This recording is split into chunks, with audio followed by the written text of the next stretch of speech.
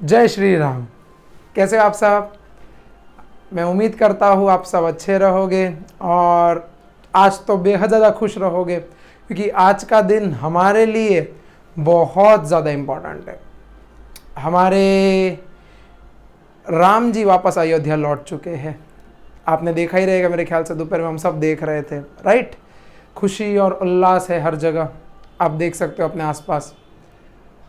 इसी बीच हमें एक चीज़ ये नहीं भूलनी है कि जैसे ये जो संघर्ष था ये पूरे 500 साल पुराना था, 500-600 मेरे ख्याल से, जहाँ तक मुझे याद है। हम लोग रोज़ लड़ते रहे, आखिरी में जाके वर्डिक्ट पास हुआ 2019-2020 में।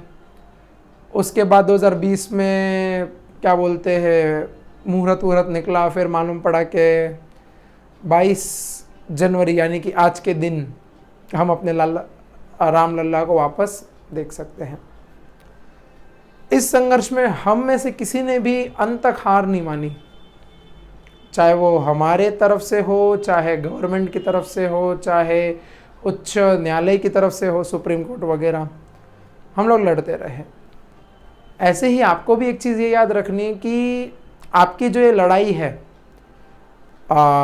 मेरे ख्याल से बोर्ड्स की लड़ाई होगी, आपके अपने सपनों की लड़ाई होगी, आपके अपने लोगों से लड़ाई होगी।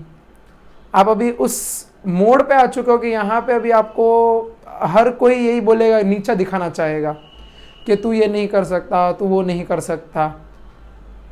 आप उन सब की बातों को सीरियसली नहीं लेना है आपको, ठीक है। आपको बस ये ध्यान रखना है कि क्या मैं जो कर रहा हूँ उससे किसी का नुकसान तो नहीं हो रहा, पहली बात। क्या मैं जो कर रहा हूँ इससे आगे मेरे को क्या खुशी मिलेगी।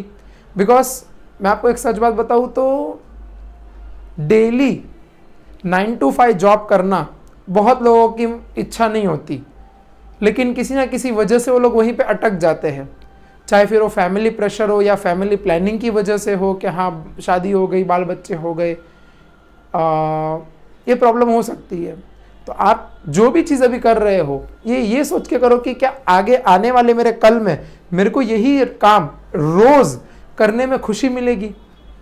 जैसे कुछ लोग होते हैं जिनको रोज़ गेम खेलने में मज़े आते, तो पहले ये देखो कि क्या आप गेम खेलने में भी अच्छे हो।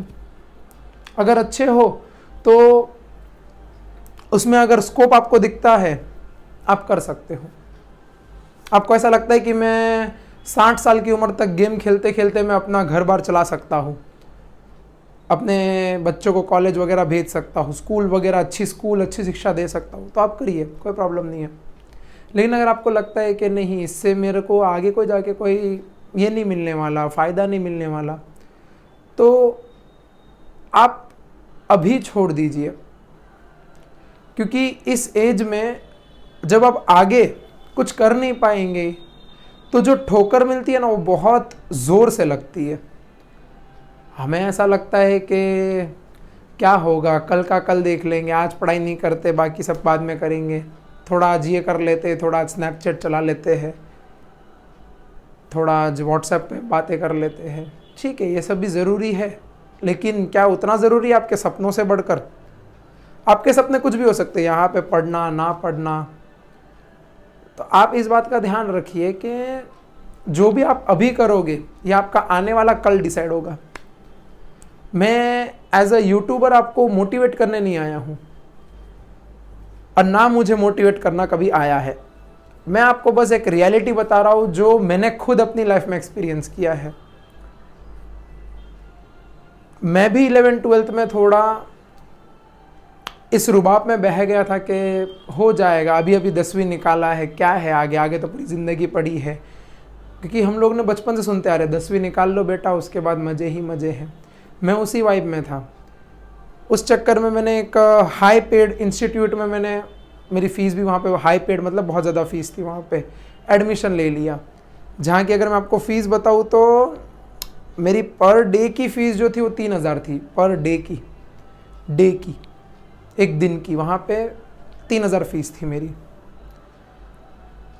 तो ज्वाइन तो कर लिया मैंने, पढ़ाया भी अच्छा, वहाँ के टीचर्स भी बहुत अच्छे थे, मेरे मेंटर्स भी बहुत अच्छे थे, लेकिन मैं ही नहीं पढ़ा। मैं ये सोच के नहीं पढ़ा कि ठीक है बाद में कर लेंगे, बाद में कर लेंगे, बाद में कर लेंगे। आगे जब मैंने देखा तो मेरे को कुछ समझ में नहीं आ रहा था, फिज़िक्स क्या होता है, केमिस्ट्री क्या होता है। इसके लिए आपने देखा रहेगा कि मेरा जो पढ़ाने का तरीका है वो बाकी टीचर्स की तरह इंग्लिश में मैं कभी नहीं पढ़ाता, और ना ही मेरे को सिर्फ हाँ ठीक है ये होता है होता है होता है होता है करके मैं नहीं निकालता, क्योंकि मुझे पता है मैं वहाँ पे अटका हुआ हूँ। हम लोग को भी जब हम आपकी एज में थे हम लोग को भी ऐसे ही निकाला गया था, क्योंकि वो टाइम पे ऑनलाइन इतना, मतलब वो टाइम की मैं बात कर रहा हूँ, पता है कब, 2017 2018, जी हाँ, जब सब कुछ नॉर्मल था, तब वो टाइम पे ऑनलाइन इतना विकसित नहीं हुआ था। ऑनलाइन विकसित हुआ है 2020 के बाद। वो टाइम पे सब कुछ ऑफलाइन था, तो वहाँ पे हम लोग को ऐसे कॉन्सेप्ट वगैरह नहीं सिखाए जा रहे थे अच्छे से, मतलब वो समझा रहे थे, अपनी पूरी कोशिश कर रहे थे, हमें नहीं समझ में आ रहे थे, हम रिलेट नहीं कर पा रहे थे कि हाँ ये कहाँ अप्लाई होगा, कहाँ अप्लाई होगा। वो सब चक्करों में मेरा 11th गया, 12th गया। 12th के बाद मैंने 1 साल का ड्रॉप लिया। ड्रॉप में मेरे को नंबर भी आए अच्छे थोड़े बहुत, उसमें मेरे को BDS में मिल भी रहा था, लेकिन मेरे को BDS नहीं करना था, मेरे को MBBS करना था। तो फिर उसके बाद कंडीशन वैसी हो गई कि या तो मैं 1 और साल ड्रॉप लूँ और अच्छे नंबर और लेके आऊँ, या तो फिर मैं जो अभी तक सीखा है मैंने, जो अपने अच्छे गुरु लोगों से जितना भी कुछ सीखा है, वो मैं आगे परस्यू करते चलूँ या आगे ज्ञान बनाते चलूँ। तो मैंने फिर दूसरा रास्ता चुना, और अभी मैं ये कह सकता हूँ कि मैं अभी जो कर रहा हूँ वो मैं अगर आगे आने वाले 40-50 साल तक भी करूँगा ना, तो मेरे को गम नहीं होगा, मेरे को खुशी होगी इस बात की कि हाँ मैंने MBBS छोड़ के मैंने ये किया। MBBS छोड़ के मैं नहीं कह सकता, अगर हो जाता तो मैं वही करता, लेकिन मेरे को अगर एक चीज़ नहीं मिली तो मैंने दूसरी चीज़ उठा ली तुरंत। आप एक चीज़ को अपने हाथ से जाने दोगे तो आप दूसरी चीज़ पकड़ पाओगे। ये मोटिव से अगर आप चलोगे तो आई एम श्योर आप भी कहीं ना कहीं पहुंच जाओगे। मोटिव ये रखना है कि हाँ मैं क्या कर सकता हूँ, मेरे से क्या होगा। आपने वो तो सुना रहेगा, जैपनीज लोग का वेन डायग्राम एक होता है, उसमें वो लोग क्या करते हैं, एक सर्कल बनाते हैं। इस सर्कल में कि तुम्हें क्या क्या चीज़ें आती है या तुम्हें क्या क्या चीज़ें पसंद होती है, दूसरे सर्कल में तुम क्या क्या कर सकते हो, और तीसरे में तुम्हें इससे क्या फ़ायदा होने वाला है। जहाँ पे ये तीनों सर्कल मिलते हैं तुम्हें ये काम करना होता है। इसको बोलते हैं वेन डायग्राम। आप कभी ट्राई कीजिए, यूट्यूब पे टाइप वगैरह करके, मेरे ख्याल से मैंने अच्छे से ना समझाया हो, ठीक है। तो कहने का अर्थ ये था कि आपको भी अभी संघर्ष करते रहना है। हाँ, मैं ये भी कहूँगा कि इतने दिनों बाद क्यों वीडियो आ रहा है, क्योंकि आप सबके बोर्ड्स चालू थे। आई मीन टू से मेरे 12th वाले जो बैच थे, ऑफलाइन बैच, उनके बोर्ड्स चालू हो गए अभी थोड़े टाइम में, तो उनके लिए प्रीलिम्स वगैरह सब सेट कर रहे थे। 10th के प्रीलिम्स चल रहे हैं, 11th के खुद के स्कूल में एग्जाम्स चालू है, तो आप लोग के एग्जाम्स चालू है 11th के। इसीलिए मैं वीडियो अपलोड नहीं कर रहा था इतने दिनों से, बिकॉज मैं वीडियो अपलोड कर दूंगा, व्यूज़ की कोई चिंता नहीं, आप देखो मत देखो, लॉन्ग टाइम के लिए मैं ये यूज़ करके चल रहा हूँ। अगर आपको ये फ़ायदा ही नहीं मिला कि हाँ ये सब चीज़ें क्या हो रही है, तो फिर वो वीडियो अपलोड कर क्या फ़ायदा। इसीलिए मैंने भी एक ब्रेक ले लिया था अब, लेकिन हम आ गए हैं तो पूरी ताकत से करेंगे, ठीक है। तो शुरू करते हैं। हाँ, तो सब बढ़िया है ना। चलो, संघर्ष करते रहना, चाहे जो हो, हार नहीं माननी है। आपने मेरे ख्याल से सबने वो फिल्म अभी आई है लेटेस्ट में, देखी रहेगी, 12th फेल। हार नहीं मानूंगा, रुक नहीं जाऊंगा, चाहे जो हो, मैं अपने लक्ष्य को, अपने मंजिल को पाकर रहूंगा। उसमें ये नहीं था कि मेरे को नीट और जेई क्लियर करना है या फिर मेरे को IAS बनना है, उसमें ये क्लियर था कि मेरे को अच्छे काम करने हैं। तो आप भी उसी मोटिव से चलोगे ना, आप कहीं ना कहीं पहुंच जाओगे। मेरा यूट्यूब खोलने का इरादा बिल्कुल भी नहीं था कि हाँ चलो यूट्यूब चालू करते वगैरह वगैरह। मैंने बोला ट्राई करके देखते हैं, लेकिन आप सबका प्यार इतना ज़्यादा मिल गया तो मैं एकदम ही खुश हो गया कि भाई साहब कुछ तो अच्छे कर रहे हैं हम कर्म। तो मेरे ख्याल से आप लोग भी देख रहे रहोगे। थैंक यू सो मच आप सबको भी, ठीक है। चलो शुरू करते हैं। आज का बहुत सिंपल सा टॉपिक है आइसोमेरिज्म। आइसोमेरिज्म। क्या होता है आइसोमेरिज्म? देखो बोर्ड पे, अ फिनोमेना, आइसोमेरिज्म देखो बोर्ड पे क्या होता है, अ phenomena in which to or more corresponds having two or more compounds having same molecular formula but different physical property or chemical property or both property. क्या मतलब हुआ इसका? इसका मतलब यह हुआ कि ऐसे दो व्यक्ति, ऐसे दो कंपाउंड यानी कि एक सोनू एक मोनू, ऐसे दो लोग जिनकी फिजिकल प्रॉपर्टी एक लंबा है एक छोटा है, जिनकी केमिकल प्रॉपर्टी जो अंदर से अच्छा है जो अंदर से बुरा है, और या तो दोनों प्रॉपर्टी अगर ये अलग अलग हुई तो इसको हम कहते हैं आइसोमेरिज्म। क्या कहते हैं? आइसोमेरिज्म। क्या कहते हैं? आइसोमेरिज्म। क्या कहते हैं? आइसोमेरिज्म। एक बात ध्यान रखना, इन दोनों में क्या सेम होना चाहिए? इन दोनों में सेम होना चाहिए molecular formula. Molecular formula Sonu Monu दोनों लड़के हैं, ये हो गया मॉलिक्यूलर फॉर्मूला। दोनों इंसान है, दोनों होमोसेपियंस है, ये हो गया मॉलिक्यूलर फॉर्मूला। कंपाउंड से समझते हैं। जैसे मान लो मेरे पास एक दे रखा है कंपाउंड CH3 CH2OH और एक दे रखा है मेरे पास CH3O CH3। अब ध्यान से देखो यहां पे, तो मैं ये कह सकता हूं इसका नाम क्या हो जाएगा? देखो 2 है तो इथेन 2 या 1 ऑल, इथेन 1 ऑल, इथेनॉल। या इसका कॉमन नेम क्या चलेगा? Ethyl alcohol. और ये जो होता है, ये मैंने पढ़ाया था आपको, ये होता है ईथर। इसको हम क्या नाम से जानेंगे? Dimethyl ether, dimethyl ether. आप अगर ध्यान से देखो तो यहां पे ये जो कंपाउंड है इसमें कितने कार्बन है? 2 कार्बन है, तो 2 कार्बन, कितने हाइड्रोजन है? 3 2 1 6 हाइड्रोजन। कितने ऑक्सीजन है? 1 ऑक्सीजन है। यहां पे 2 कार्बन, 3 3 6 हाइड्रोजन और 1 ऑक्सीजन। आप अगर ध्यान से देखो सब कुछ सेम सेम है। तो ऐसे लोग जिनमें मॉलिक्यूलर फॉर्मूला यहां पे क्या बनेगा? C2H6O। मॉलिक्यूलर फॉर्मूला सेम हो लेकिन दोनों में केमिकल प्रॉपर्टी फिजिकल प्रॉपर्टी अलग अलग हो या दोनों ही अलग अलग हो, तो उन लोगों को हम कहते हैं आइसोमेरिज्म। उन लोगों को कहते हैं हम आइसोमर। क्या कहते हैं उन लोगों को? आइसोमर। और ये जो प्रॉपर्टी होती है इस प्रॉपर्टी को हम कहते हैं आइसोमेरिज्म। क्या कहते हैं? आइसोमेरिज्म। आई बात समझ में? पक्का? चलो आगे बढ़ते हैं। अब आइसोमेरिज्म में पढ़ना है तो आइसोमेरिज्म हमारे पास 2 प्रकार के होते हैं। कौन से 2 प्रकार के? आओ जानते हैं।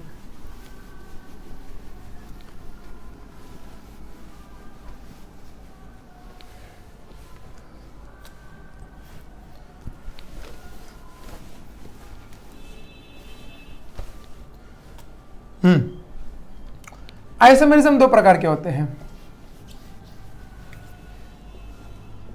एक होता है स्ट्रक्चरल आइसोमेरिज्म,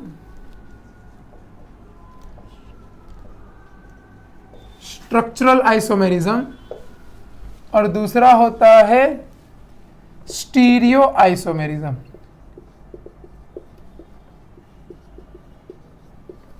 स्ट्रक्चरल आइसोमेरिज्म और स्टीरियो आइसोमेरिज्म। क्या होता है दोनों में फर्क?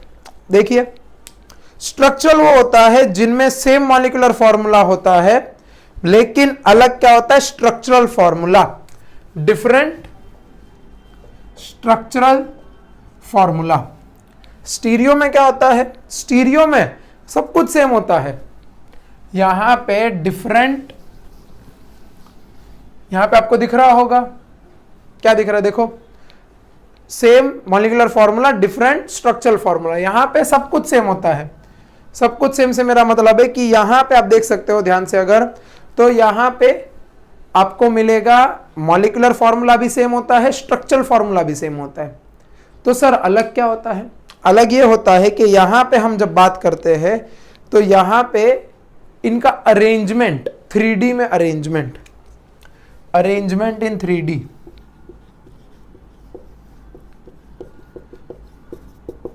is different. Arrangement in 3D is different. Arrangement in 3D is different. आई बात समझ में? नहीं आई? बताते हैं। मार्कर ये भी है, मार्कर ये भी है, लेकिन ये लिखती है ऐसे कलर में और ये लिखती है ब्लैक में। तो इन दोनों मार्कर का मॉलिक्यूलर फॉर्मूला तो सेम है कि दोनों मार्कर है, लेकिन इनका अलग क्या है? अंदर की इंक। इंक का मतलब क्या हुआ? केमिकल, यानी कि स्ट्रक्चर इनका अलग अलग होगा। इनमें सब कुछ सेम होगा, लेकिन अरेंजमेंट की एक मार्कर ऊपर है तो एक मार्कर नीचे की तरफ, अरेंजमेंट अरेंजमेंट अरेंजमेंट ये अलग अलग होगा। आई बात समझ में? 3D में कैसे अरेंज है, ऐसे ऐसे ऐसे ऐसे ऐसे ऐसे कैसे अरेंज है, वो अलग अलग होगा। अब हमें इनमें से इस चैप्टर में सिर्फ यही पढ़ना है। इस चैप्टर को ये वाला हमें पढ़ना है कब? अगले साल 12वीं में। इसमें आते हैं दो प्रकार, खाली मैं आपको बता दे रहा हूं। एक आता है जियोमेट्रिकल आइसोमेरिज्म और एक आता है हमारे पास, क्या नाम है इसका? क्या नाम है? Optical isomerism. Yes, optical isomerism. अगर इधर आते तो इधर हमें पढ़ना पड़ता है ये अलग अलग चीजें, चेन, पोजीशन, फंक्शनल, फिर आता है टॉटो और अगला आता है मेटा। एक और आता है रिंग चेन, उसको हम कंसिडर नहीं करते, उसको हम यहां पे नहीं पढ़ेंगे।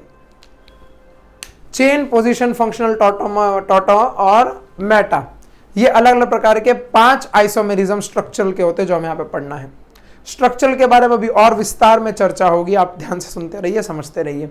मैंने भी आपको एक एग्जांपल दिया था इथाइल अल्कोहल और ईथर का। इसमें फॉर्मूला सेम था, मॉलिक्यूलर फॉर्मूला अलग क्या था? स्ट्रक्चर। एक था अल्कोहल, एक था ईथर। एक में था कार्बन के साथ ऑक्सीजन जुड़ा हुआ, यहां पे ऑक्सीजन की लिंकेज थी, इधर एक CH3 इधर एक CH3। आई बात समझ में? ये फर्क होता है। सबसे पहले अगर हम चर्चा करने चले चेन के ऊपर, आज सिर्फ चेन डिस्कस करने जा रहे हैं हम लोग, पोजीशन वगैरह ये सब चीजें अगले वीडियो में केसी में कर देंगे। चलो देखते हैं। चेन की बात करें तो चेन में क्या होता है ना कि चेन आइसोमेरिज्म का डेफिनेशन पहले लिख लेते हैं। तो चेन आइसोमेरिज्म का डेफिनेशन क्या होता है? विच डिफर्स इन चेन लेंथ और parent chain, which differs in chain length और पेरेंट चेन। इसका क्या मतलब हुआ? जैसे कि मान लो इधर से इधर तक, इधर से इधर से, ठीक है, इधर से इधर तक, यहां से यहां तक मेरे पास 20 कार्बन है। कितने? 20 कार्बन। यहां से यहां तक कितने कार्बन है मेरे पास?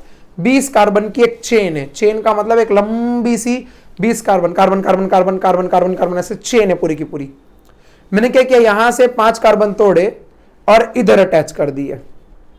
तो अब मैंने क्या किया? 5 कार्बन तोड़े और इधर अटैच कर दिए, 5 कार्बन तोड़े और इधर अटैच कर दिए। तो अब ये चेन कितने कार्बन की रह गई? सबसे लंबी 15 कार्बन की। कितने कार्बन की हो गई? 15 कार्बन की। तो यहां पे पहले थी 20 कार्बन की, अब कितनी हो गई? 15 कार्बन। तो चेन जहां पे छोटी बड़ी हो जाए वो होता है चेन आइसोमेरिज्म, वो होता है चेन आइसोमेरिज्म। इसका एग्जांपल आता है जैसे कि मान लो एक मैंने दे रखा है CH3 CH2 CH2 CH3, इसको हम क्या कहते हैं? ब्यूटेन। 4 कार्बन है इसमें, फॉर्मूला क्या बन जाएगा?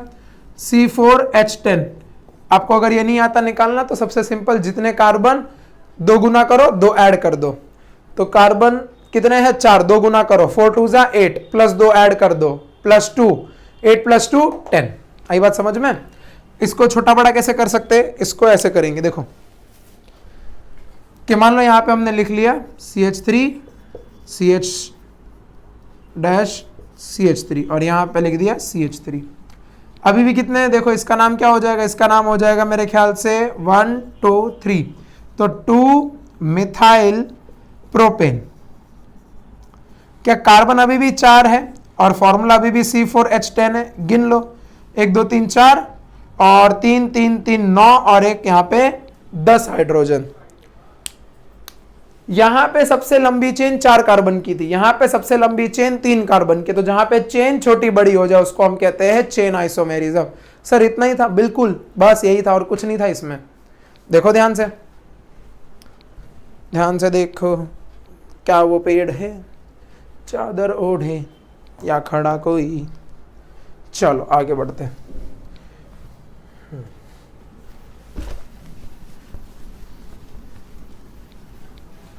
अगला,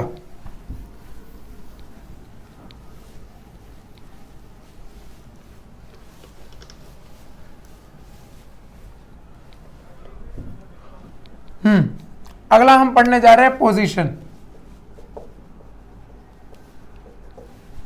पोजीशन होता है विच differ in position of functional group in side chain, विच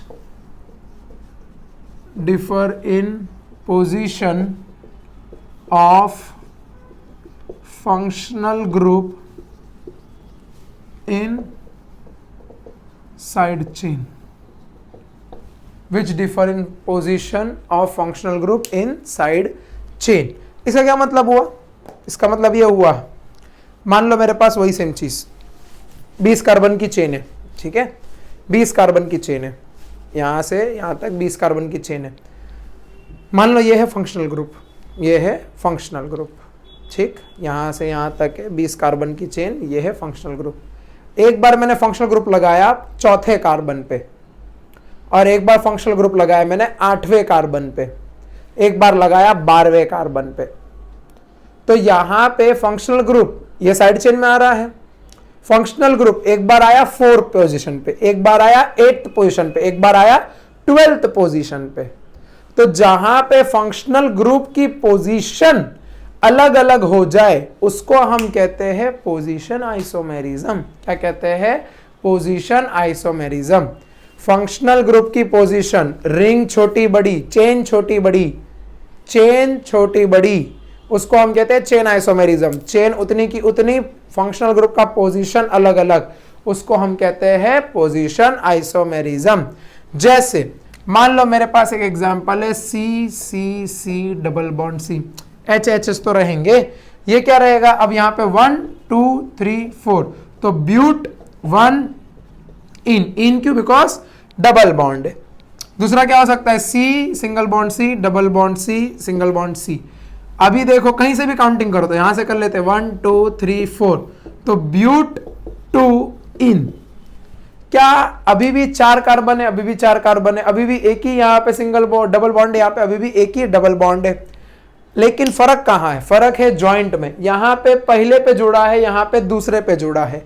तो जब फंक्शनल ग्रुप, हाँ मैंने ये पढ़ाया था आपको फंक्शनल ग्रुप, आप जाके देख सकते हो, जब फंक्शनल ग्रुप की पोजीशन चेंज हो जाए उसको हम कहते हैं क्या? उसको हम कहते हैं पोजीशन आइसोमेरिज्म।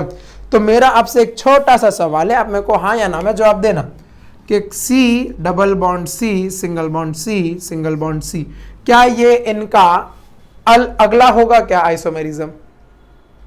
मेरा सवाल ये है कि ये वाला जो है, देखो इसमें भी 4 कार्बन है, एक डबल बॉन्ड है, तो ये दोनों तो पोजीशन आइसोमर थे, क्या ये तीनों पोजीशन आइसोमेरिज्म होंगे कि नहीं होंगे?